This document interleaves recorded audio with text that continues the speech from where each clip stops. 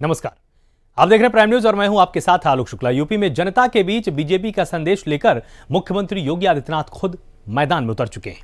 निगाहें पश्चिमी यूपी पर हैं, जहां पहले चरण का चुनाव सबसे पहले होना है और इसी पश्चिमी यूपी की जानी मानी विधानसभा सीट कैराना पर कब्जा जमाने के लिए बीजेपी ने अपना दांव चलाया।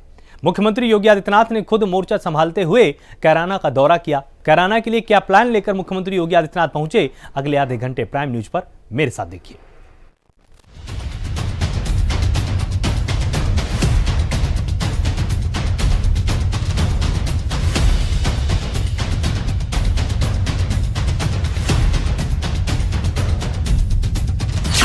पश्चिमांचल में जीत के प्लान में जुटी बीजेपी।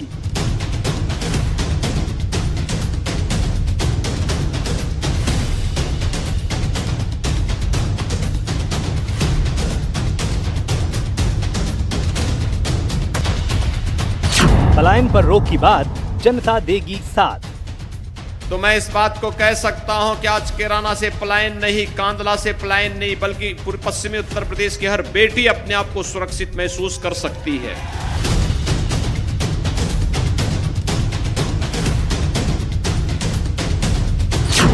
पश्चिमांचल में योगी ने संभाला बीजेपी का मोर्चा।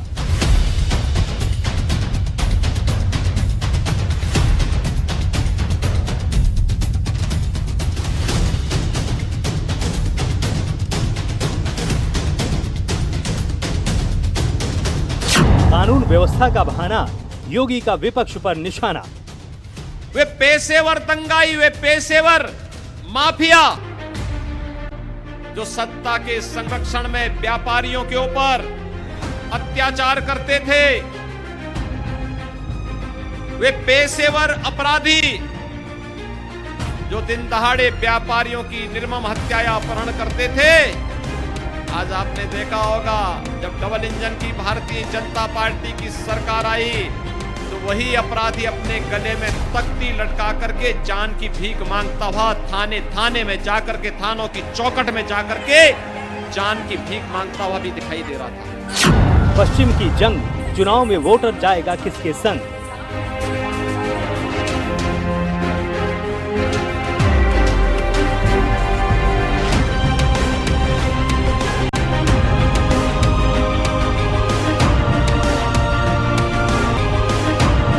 करप्शन फ्री स्टेट का दावा दिलाएगा जीत। नौकरी कहीं निकलती थी तो सैफई खानदान चाचा भतीजा वसूली के लिए निकल पड़ते थे और फिर हर भर्ती होती थी विवादित।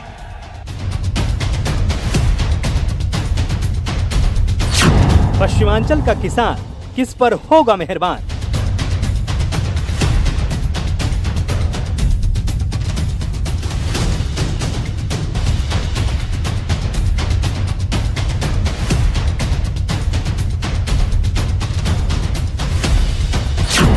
दो 2022 से होगा किसकी सियासत का राज तिलक।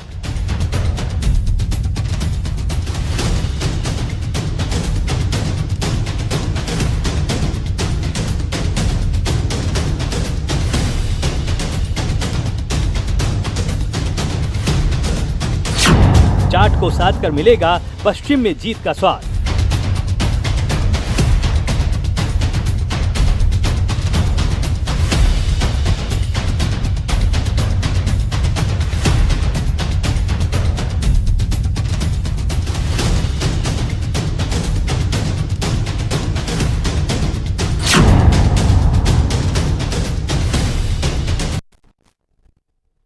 पश्चिमांचल की कैराना सीट हमेशा ही यूपी की सियासत में सुर्खियां बटोरती हुई आई है, फिर चाहे यहां पलायन का मुद्दा हो या फिर धर्म के नाम पर ध्रुवीकरण का। कैराना सियासत की वो प्रयोगशाला बनता जा रहा है जहां से पके हुए मुद्दों की आंच पूरे प्रदेश में असर दिखाती है। इसी कैराना में बीजेपी के परचम को बुलंद करने के लिए मुख्यमंत्री योगी आदित्यनाथ ने मोर्चा संभाला। इस दौरान सीएम योगी ने विपक्ष पर क्या कुछ निशाने साधे और किन मुद्दों के सहारे प्रहार किया, इस रिपोर्ट के जरिए आप भी देखिए।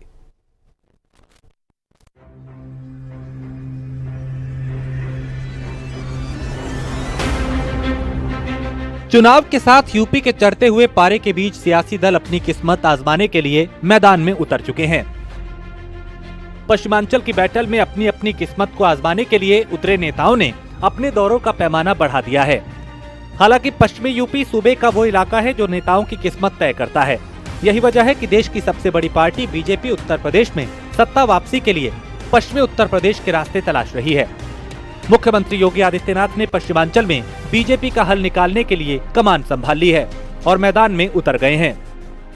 शामली के कैराना से बीजेपी के विजय रथ को आगे बढ़ाने की नीयत के साथ मुख्यमंत्री योगी आदित्यनाथ मैदान में उतरे और कैराना की जमीन से जनता की नब्ज टटोलने के लिए सीएम ने चुनावी सभा को संबोधित किया। इस बीच शामली से मुख्यमंत्री ने इलाके के सबसे बड़े मुद्दे के सहारे बीजेपी के प्रचार अभियान की शुरुआत की और शामली से पलायन के मुद्दे के बहाने विपक्ष को घेरते हुए नजर आए। आज जब मैं शामली में हूं, मुझे बहुत उसके साथ बोलना होता है, तो मैं इस बात को कह सकता हूं कि आज कैराना से पलायन नहीं, कांदला से पलायन नहीं, बल्कि पूर्व पश्चिमी उत्तर प्रदेश की हर बेटी अपने आप को सुरक्षित महसूस कर सकती है। हर बेटी को, हर बहन को सुरक्षा की ये गारंटी अगर किसी ने दिया है तो भाइयों बहनों, भारतीय जनता पार्टी की डबल इंजन की सरकार ने दिया है। और ये डबल इंजन की सरकार इन्हीं मुद्दों के बीच में आपके पास आई थी और इसीलिए मैं आज आपसे कहने के लिए आया हूं, हमने जो कहा सो करके दिखाया। तो पलायन के बहाने और पश्चिमी उत्तर प्रदेश की जनता के साथ मुख्यमंत्री योगी आदित्यनाथ ने अपने संबोधन की शुरुआत की और कानून व्यवस्था की बात को बहाना बनाकर मुख्यमंत्री ने विपक्ष को सवालों के घेरे में खड़ा किया। क्योंकि शामली का कैराना वो इलाका है जहां पलायन के मुद्दे को उठाकर बीजेपी ने साल 2017 के चुनाव में विपक्ष का सूपड़ा साफ किया था और अब इसी पलायन को बहाना बनाकर बीजेपी एक बार फिर सत्ता में वापसी के रास्ते तलाश रही है। साथ ही मुख्यमंत्री योगी आदित्यनाथ कानून व्यवस्था के बहाने विपक्ष पर वार कर रहे हैं। वे पेशेवर दंगाई, वे पेशेवर माफिया जो सत्ता के संरक्षण में व्यापारियों के ऊपर अत्याचार करते थे, वे पेशेवर अपराधी जो दिन दहाड़े व्यापारियों की निर्मम हत्या या अपहरण करते थे, आज आपने देखा होगा जब डबल इंजन की भारतीय जनता पार्टी की सरकार आई तो वही अपराधी अपने गले में तख्ती लटका करके जान की भीख मांगता हुआ थाने थाने में जाकर के, थानों की चौखट में जाकर के जान की भीख मांगता हुआ भी दिखाई दे रहा था। आखिर यह काम सपा और बसपा की सरकार के समय क्यों नहीं हो पाया था? कारण साफ था, उनकी नियत साफ नहीं थी। शामली से सीएम योगी ने पलायन के साथ साथ कानून व्यवस्था की बात के साथ विपक्ष को आड़े हाथों लिया। साथ ही अपनी सरकार में हुए 5 साल के काम का हिसाब भी मुख्यमंत्री ने पेश किया, जिसमें सुरक्षा, कानून व्यवस्था के साथ साथ सीएम योगी ने नौजवानों के भविष्य के नाम पर किए गए काम जनता के सामने पेश किए। निशाने पर पिछली सरकारें रहीं और जुबान पर विकास के काम। साथ ही पिछली सरकार में भ्रष्टाचार की बात करके जनता को अपने साथ जोड़ने की कोशिश भी मुख्यमंत्री करते हुए नजर आए। एक तरफ वह आपकी सुरक्षा के साथ खिलवाड़ करते थे, न किसान सुरक्षित था, न व्यापारी सुरक्षित था, और नौजवान के भविष्य के साथ तो उनके द्वारा इतना खिलवाड़ किया गया था, उसे नौकरी नहीं मिलती थी। नौकरी कहीं निकलती थी तो सैफई खानदान, चाचा भतीजा वसूली के लिए निकल पड़ते थे और फिर हर भर्ती होती थी विवादित। शामली में बीजेपी का संदेश देने के लिए सीएम योगी ने जनता के बीच सरकार के काम का बही खाता पेश किया। साथ ही विकास के लिए किए गए काम का जिक्र भी किया। इन सबके बीच सीएम ने एक तरफ तो विपक्षी दलों पर वार किया और दूसरी तरफ कैराना में विकास के काम का जिक्र करके जनता तक 5 साल की उपलब्धियां पहुंचाई। और सीएम ये दावा करते नजर आए कि इलाके के हालात को सुधारने के लिए सरकार ने तमाम तरह के काम किए। याद करिए, मैं अभी 2 महीने पहले जब कैराना आया था, लोग कहते थे क्या बदला है। मैंने कहा कैराना में अब पेट्रोल पंप लग रहा है, कैराना में बड़े बड़े मॉल बन रहे हैं, कैराना में बाईपास का निर्माण हो रहा है, रिंग रोड का निर्माण हो रहा है। और जो लोग कैराना छोड़ करके चले गए थे, वे व्यापारी शानदार तरीके से वापस आए हैं। छठी क्लास में पढ़ने वाली एक बेटी से मैंने पूछा, मैंने कहा बेटी अब स्कूल जाने में डर तो नहीं लगता है? उसने कहा डर कैसे, अब तो हमारी सरकार है, अब कैसे डर। और आपने देखा होगा न्यायालय से बेल करा करके आने वाला एक हिस्ट्री सीटर दूसरे दिन ही फिर जा करके अपनी बेल कैंसिल करा करके जेल में चला गया था।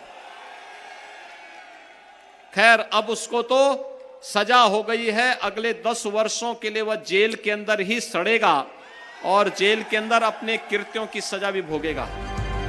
जिसमें किसान, नौजवान, सुरक्षा और कानून व्यवस्था की बात के साथ बीजेपी की पूरी भगवा ब्रिगेड चुनावी मैदान में है और कमान भगवा ब्रिगेड के पोस्टर बॉय योगी आदित्यनाथ के हाथ में है, जो लगातार हर प्रचार में ये संदेश देते नजर आ रहे हैं कि यूपी के विकास के साथ साथ प्रदेश में कानून व्यवस्था बेहतर हुई है और कानून व्यवस्था के इन वादों के साथ फिर एक बार बीजेपी चुनाव में किस्मत आजमा रही है। सरकार में उत्तर प्रदेश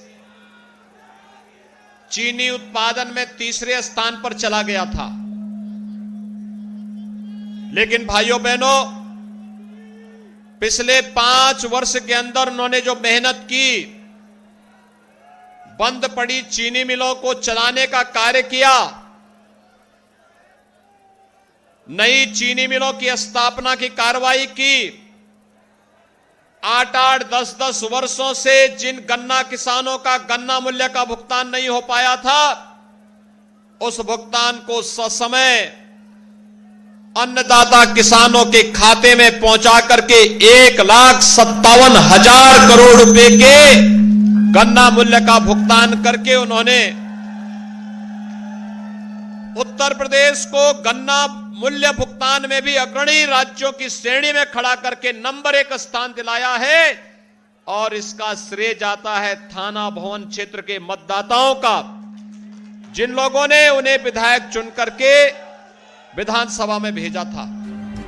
किसानों के अलावा बीजेपी इस बार सुरक्षा और कानून व्यवस्था की बात के साथ जनता के दिल में उतरने का रास्ता तलाश रही है। कानून व्यवस्था के मामले में 5 साल तक किए बीजेपी के काम का हिसाब किताब भी पेश किया जा रहा है। कोशिश में मुख्यमंत्री योगी आदित्यनाथ जुटे हैं कि कैसे जनता तक उपलब्धियां पहुंचाई जाएं। दूसरी तरफ अपनी सबसे बड़ी विरोधी पार्टी समाजवादी पार्टी पर उनके कार्यकाल में किए गए कामों पर सवाल उठाए जा रहे हैं। इन सबके बीच शामली के मुद्दों को सियासी मंच से उठाने के साथ मुख्यमंत्री अपनी सरकार में किए कामों का हिसाब भी पेश कर रहे हैं। 5 साल पहले थाना भवन हो, शामली हो, मुजफ्फरनगर हो, कैराना हो, कांदला हो, क्या स्थितियां थी यहां की? गंभीर सुरक्षा का संकट था, कानून व्यवस्था बदहाल थी, न बेटी सुरक्षित थी, न अन्नदाता किसान सुरक्षित था, नौजवान के भविष्य के साथ खिलवाड़ होता था, अराजकता चरम पर थी। और भाइयों बहनों, उन विषम परिस्थितियों में जब प्रधानमंत्री मोदी जी के आह्वान पर उत्तर प्रदेश की जनता जनार्दन ने भारतीय जनता पार्टी पर विश्वास किया, भारतीय जनता पार्टी की सरकार बनाई, तो भाइयों बहनों भारतीय जनता पार्टी की डबल इंजन की सरकार ने उत्तर प्रदेश के अंदर सुरक्षा का एक वातावरण दिया। आज कैराना से पलायन नहीं होता, कांदला से पलायन नहीं होता, आज उत्तर प्रदेश और शामली जनपद प्रगति करता है, अपराधी यहां से पलायन करते हैं। प्रदेश के विकास की बात करके उत्तर प्रदेश में एक बार फिर वापसी की बात की जा रही है। विकास की बात के साथ साथ सीएम योगी के बयानों में भ्रष्टाचार के खात्मे के दावे भी हैं और इन दावों के सहारे बीजेपी की नैया को पार लगाने के लिए सीएम योगी ने शामली का मैदान संभाला और पश्चिमी उत्तर प्रदेश में दंगों की याद दिलाकर सरकार के काम का बहीखाता जनता के सामने रखा। अब उत्तर प्रदेश में दंगे नहीं होते, अब उत्तर प्रदेश में कावड़ यात्रा निकलती है, कावड़ यात्रा। अब व्यापारियों के ऊपर कोई पेशेवर माफिया और अपराधी बम नहीं फोड़ सकता, बल्कि हमारे गांव का व्यक्ति बम बम हर हर बम बम बोल करके भगवान शिव की कावड़ यात्रा में शामिल होता है। ये फर्क साफ दिखता होगा ना। ये दंगाई कहां चले गए? 5 वर्ष तक बिलों में घुसे थे या दूसरे लोग की यात्रा में निकल गए थे, फिर से उनको लाने का प्रयास किया जा रहा है। क्या फिर से दंगाइयों को आने का रास्ता देंगे? क्या ये दंगाई फिर से सत्ता में आने चाहिए? लेकिन भाइयों बहनों, ये 2 लड़कों की जोड़ी तो फिर से वही करना चाहती है। इतना तो साफ है कि विपक्ष के वादे और सरकार के दावों के बीच प्रदेश के चुनाव दिलचस्प होते जा रहे हैं। एक तरफ बीजेपी अपने 5 साल के काम का बही खाता लेकर चुनाव में ताल ठोक रही है, तो दूसरी तरफ विपक्ष 5 साल के काम पर सवाल उठा रहा है। इन सबके बीच सीएम योगी ने चुनाव का मैदान संभाल रखा है। नजरें पश्चिमी उत्तर प्रदेश पर है, क्योंकि एक तरफ पश्चिमी यूपी को प्रदेश में सियासी दलों की किस्मत का फैसला करने का मौका सबसे पहले मिल रहा है, तो दूसरी तरफ पश्चिमी यूपी के चुनाव के बाद चलने वाली फिजा ही उत्तर प्रदेश में अगले चरणों की आबोहवा तय करेगी।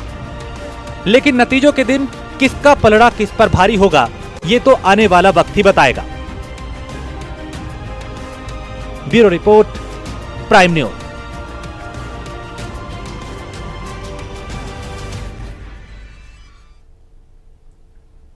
शामली में एक तरफ जनता के बीच बीजेपी की ताकत को पहुंचाने और पश्चिमांचल का मैदान संभालने के लिए सीएम योगी ने जनसभा की, तो दूसरी तरफ मुख्यमंत्री योगी आदित्यनाथ ने कोरोना के हालातों का जायजा भी लिया और इस दौरान सीएम योगी ने कोरोना की रोकथाम को लेकर सरकार के किए कामों पर रोशनी डाली, तो साथ ही विपक्ष पर सवालों के बाण भी चला दिए।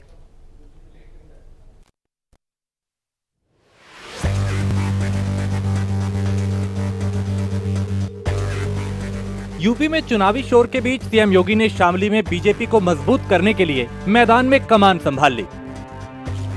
एक तरफ जनता तक सीएम योगी प्रदेश सरकार के काम का हिसाब पहुंचा रहे हैं, तो दूसरी तरफ कोरोना को लेकर किए काम की पूरी फहरिस्त भी जनता के बीच पहुंचा रहे हैं। मुख्यमंत्री योगी आदित्यनाथ ने शामली में जनता तक सरकार के विचार पहुंचाए। दूसरी तरफ मुख्यमंत्री ने कोरोना के हालात का भी जिक्र किया, अस्पताल का दौरा किया और हालात का जायजा भी लिया और तैयारियों का निरीक्षण भी किया। कोरोना को लेकर किए गए काम का हिसाब भी जनता के सामने पेश किया और बताया कि इस सदी की सबसे बड़ी महामारी से निपटने के लिए सरकार ने क्या इंतजाम किए, और बताया कि कोरोना की तीसरी लहर को सरकार ने काबू कर लिया है। चिकित्सा विशेषज्ञों ने इस सदी की सबसे बड़ी महामारी की 3rd वेव के बारे में जो आशंका व्यक्त की थी, मुझे बताते हुए प्रसन्नता है कि 3rd वेव को हम लोग लगभग नियंत्रित कर चुके हैं। 17 जनवरी को प्रदेश में कुल एक्टिव केस 1,06,600 से अधिक थे, 600 से अधिक थे।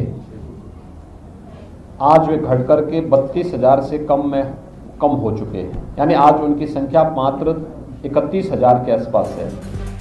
तो भले ही कोरोना की तीसरी लहर को काबू में करने का दावा मुख्यमंत्री करते हुए नजर आए, लेकिन इंतजाम में किसी तरह की ढील नहीं दी गई। कोरोना को काबू में रखने के लिए सरकार ने पूरी तैयारी की है। अस्पताल में बेहतर इंतजाम किए हैं और इन तैयारियों पे अधिकारियों की पूरी नजर है। सामान्य वायरल फीवर जैसा है, कमेटियां, हमारी जो निगरानी समितियां उसकी निगरानी करती है। इंटीग्रेटेड कोविड कंट्रोल सेंटर से जो जिलाधिकारी के संरक्षण में संचालित होती है, वो निरंतर वहां से एक पेशेंट का हालचाल लेना, उन्हें दवा उपलब्ध करवाना, ये सब प्रकार की कार्रवाई वहां पर चल रही है। इसके साथ ही मुख्यमंत्री ने कोरोना की दूसरी लहर में सरकार की तरफ से किए गए काम की जानकारी भी दी। ये दावा किया कि प्रदेश में कोरोना की दूसरी लहर ने भले ही अपना असर दिखाया हो, लेकिन इस दूसरी लहर को काबू में करने के लिए सरकार ने कई तरह के कदम उठाए और उसी का नतीजा है कि यूपी के जिले ऑक्सीजन के मामले में आत्मनिर्भर बने। और साथ ही सीएम योगी ने ये भी बताया कि उत्तर प्रदेश ने कोरोना के वैक्सीनेशन के मामले में सभी को पीछे छोड़ दिया है। प्रदेश के अंदर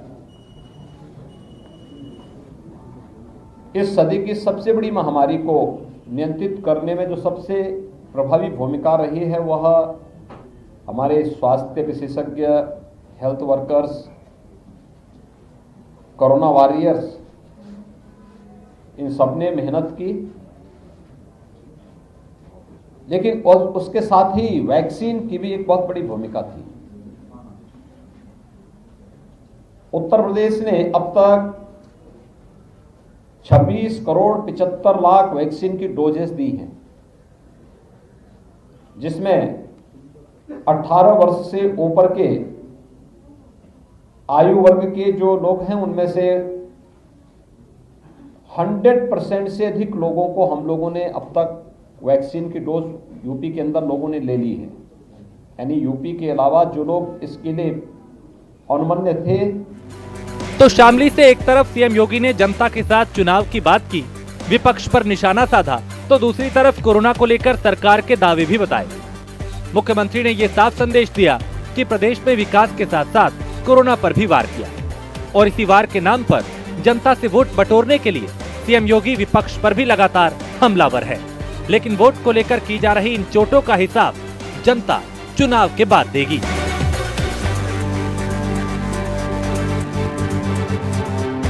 ब्यूरो रिपोर्ट, प्राइम न्यूज।